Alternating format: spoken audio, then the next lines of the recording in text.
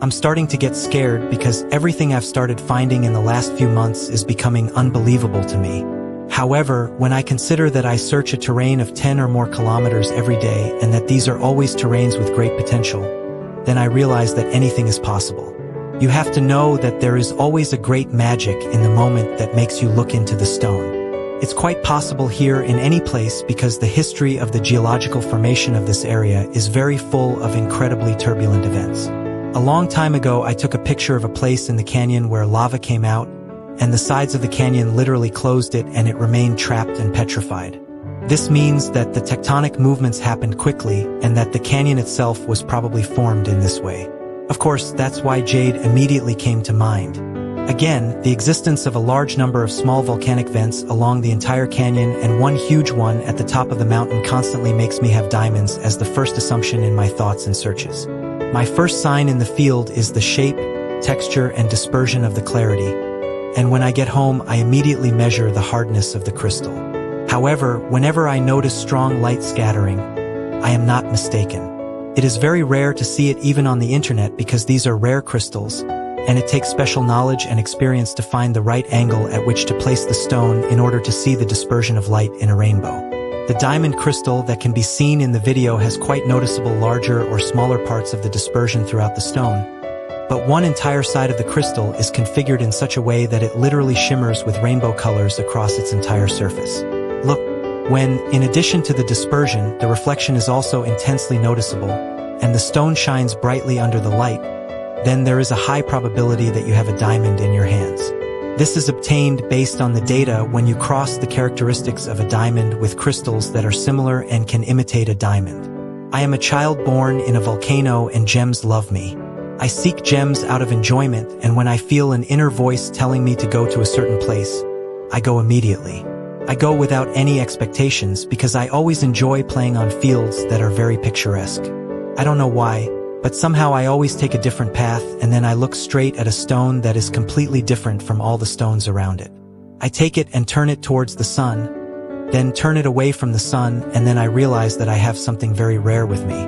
I call it the positive force of God. Enjoy!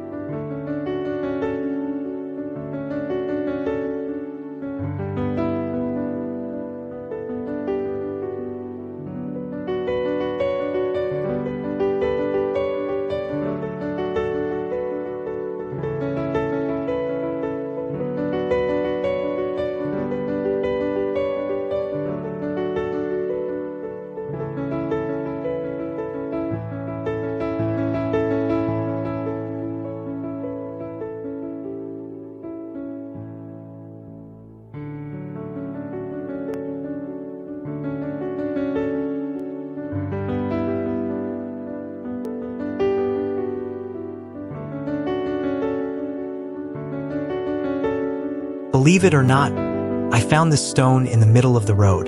The road is along a river, and a recent flood brought a lot of sand and small rocks.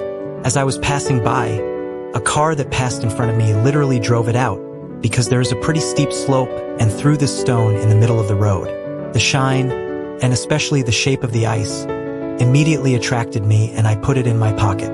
I didn't know what it was, but I immediately saw that it was beautifully transparent and had rainbow dots on it. My first move when I bring a potential diamond home is to work with a hardness tester. Of course, 0D 100 times 99.9 times I get a bad result, but lately the percentage has been increasing. When it comes to diamonds, measuring the hardness is enough. What you need to know is that there are very cheap diamonds that are not suitable for making gems and diamonds that are suitable for making gems. This means they have to be transparent with few or no inclusions and as many carats as possible. Of course, pink and blue are the rarest, most sought after, and most expensive. You can clearly see in the video that my diamond tester does not have a protruding wire, but is inside the plastic, so the result is better. That's why I have to find the right place and angle to test. I have to press hard many times for the wire of the hardness tester to reach the surface of the crystal. There are still deposits and imperfections on this stone, so when I stick it there I get lower hardness values. Also, what you can easily see is that the diamond is illuminated by the morning sun in a brown color, and when illuminated by the camera flash, the diamond is an icy blue color and really looks like ice. Look, The dispersion of light that a diamond does is recognizable and immediately catches my eye because then I know that I am not dealing with topazes and sapphires that have deceived me many times. When light enters a diamond, it breaks into its component parts. If the light is reflected in the right way, and it has to happen twice, it will bounce back and the human eye will detect it as rainbow colors or as a brilliant shine. This very facet is designed to bounce the scattered shine back so that the stone shines in all the colors of the rainbow. In places where the stone simply has no shape or trace of light, the light passes through the stone like a window. If the dispersion is not great, the human brain does not register it as scattered rainbow colors but as white brilliant light. But if the dispersion is great, then the human brain registers it as rainbow colors in the stone, which we call fire in the stone. In order for the human eye pupil to register the dispersion, a lot has to coincide, otherwise we will not see it. The light environment is very important, the constriction or dilation of the pupils as well as the shape of the diamond. The light must fall directly on the diamond from above without your head blocking the light. You have to turn and find the right angle to capture the dispersion, and believe me, it is not easy and requires experience. In addition to dispersion, diamond is very reflective, so I often have to darken the image because the flash is too strong to see anything. Shooting all this requires a lot of patience, knowledge, and experience. You see, if I want to shoot light dispersion in the sun, I have to wait for the sun to rise and hit the right position of the stone. This stone has one side that has a special architecture and gives strong dispersion over almost the entire surface.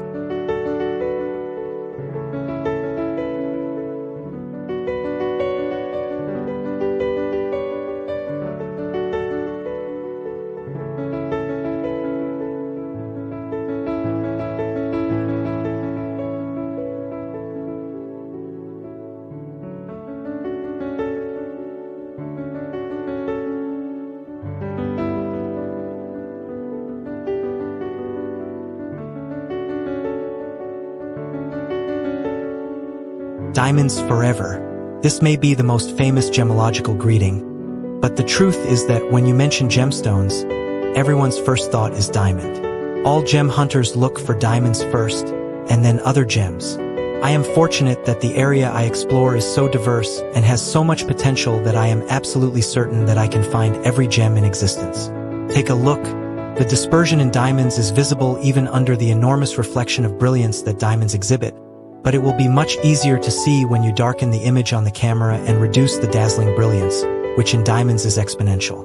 Now you need to guess the angle and place where the air bounces back, which often means patiently searching and turning the stone to find the part where the air disperses in rainbow colors, bounces off some surface, and returns to your pupil, which detects it because it is visible.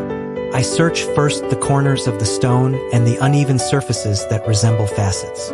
Dispersion is only visible if the stone is so dense that it disperses white light quite widely into its constituent parts, i.e. the spectrum of rainbow colors. There are crystals that have higher light dispersion values than diamonds, but their hardness values are always between values 4 and 7, with the exception of artificially created synthetic moissanite. Believe me, you cannot make such a mistake because only a diamond has brilliance combined with pronounced dispersion. By measuring the hardness, you definitely prove that you have a diamond. It should not be forgotten that before measuring the tested stone, I always first measure the hardness of another stone, which is usually much larger. This is even better proof of hardness because size has a very big influence when it comes to this type of test. Enjoy!